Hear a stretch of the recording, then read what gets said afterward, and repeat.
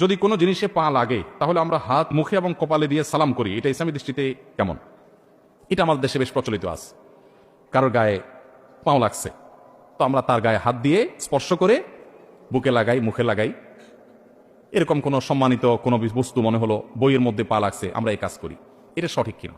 উত্তর হলো যে কোনো ব্যক্তি তার গায়ে পাও লাগাটা আমাদের সমাজে একটা দোষণীয় ব্যাপার। এটাকে মানুষ অসম্মানের মনে করে। এখন এ ভাই আছেন, মুরব্বী আছেন, উনি আছেন, এক মুসলমান অন্য মুসলমানকে সম্মান করবে না অসম্মান করবে? সম্মান করবে।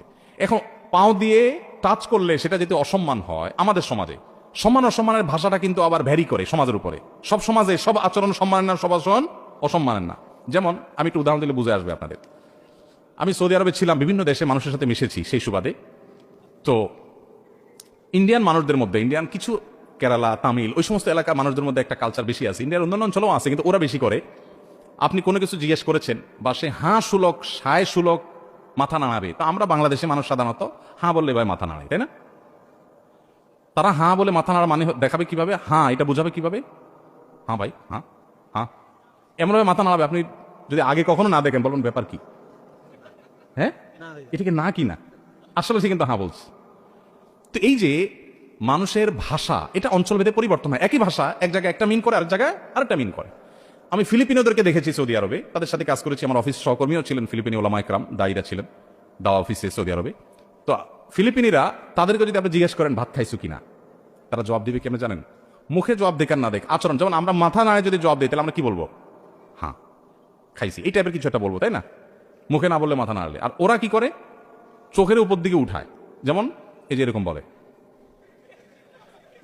এখন আমাদের যদি কাউকে জিজ্ঞেস করা হয় ভাই ভাত খাইছো, আর ও যদি এরকম চোখ ঘোরায়, মায়ের খাওয়ার উপক্রম হবে না?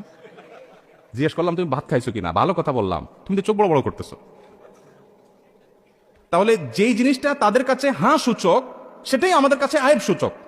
এই জন্য বলা হয় এক এলাকার গালি আরেক এলাকার। এই জন্য শরিয়া নির্দেশনা অনুযায়ী মানুষকে সম্মান করতে হবে। এখন পাও লাগাটা আমাদের এলাকাতে এটা আয়েবের, অসম্মানের। কাউকে অসম্মান করতে হলে পাও দিয়া তাকে টাচ করা হয়। আরবের মানুষের কাছে এটা কিন্তু আইবেন না। বিভিন্ন হাদিস পাওয়া যায় যে নবী করিম সাল্লাল্লাহু আলাইহি সাল্লাম কেউ শুয়ে আছেন, ডাকবেন তো পাও দিয়া ডাকছেন। এখনো আরবদের মধ্যে একটা ট্র্যাডিশন আছে, দেখবেন পাও দিয়া ডাকা হয়। কেউ হারাম শরীফে যদি যেয়ে থাকেন মক্কা মদিনা, দেখবেন চিতে শুয়েছেন মসজিদে, হয়তো আরেকজন এসে আপনারা ডাকবে। তো আমার দেশে তো সুন্দর করে হাত ধরে বলবে ভাই উঠেন। আর ওদের হলো নিয়ম হলো পাও দিয়ে আপনারা কোথায় শুরু করবে। আপনি যেন কত বড় বেয়াদব, হারাম শরীফে মানুষকে লাথি মারতেছে। কিন্তু এটা তাদের কালচার।